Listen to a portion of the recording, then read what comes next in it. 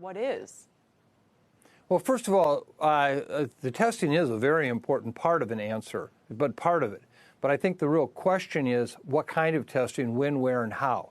And as some of us have been talking about for the last 6 to 7 weeks, we have a major shortage of testing in this country because of the lack of reagents and the lack of the ability to get the test swabs. So that's different than not wanting to test. We do want to test. I think the other thing you just heard from the representative from Roche is exactly right. Many of the tests that have been approved by FDA are disasters and shouldn't be on the market. So we also have to clean that up to make sure that the tests that do get used are the best ones. Why would the FDA approve tests that aren't reliable? Well, you know, I think we live in a, how shall I say it, a public relations and a political world. Let's just be honest. We know that the CDC's inability to deliver on those test kits early on hampered us dramatically. Right. And then when testing didn't ramp up, the FDA responded with several different actions where they opened it up under an emergency use authorization. They made it possible for companies to come on that basically almost all they had to do was have a shingle that said testing, and they could get their particular test at least on the FDA list, not necessarily approved, not reviewed.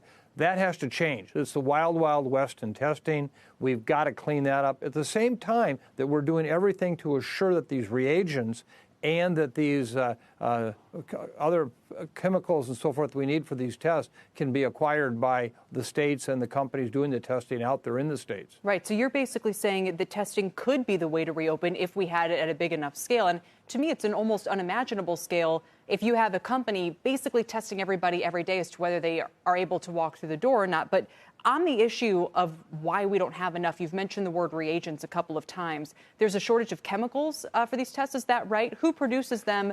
Yeah. How can we ramp that up more quickly?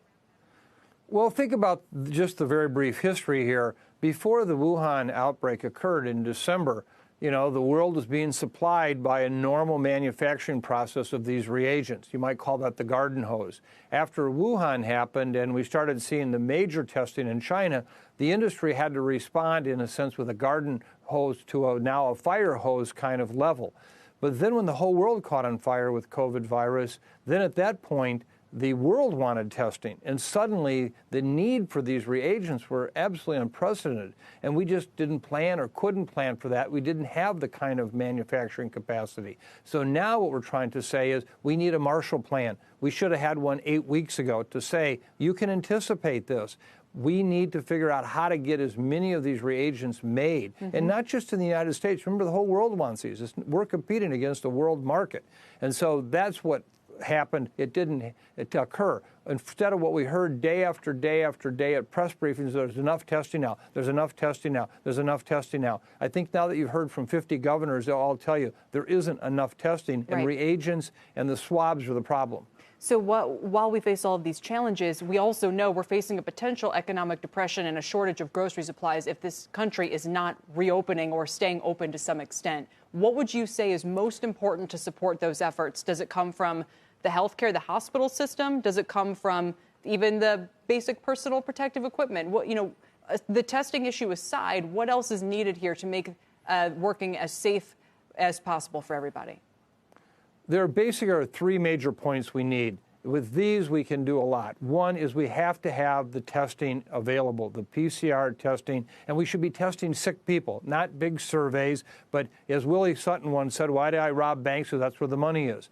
We know in our states, if there are cases and occurring and they're increasing or decreasing, testing the people who need a test right now today because they're ill will give us the data on a day-to-day basis of what's happening.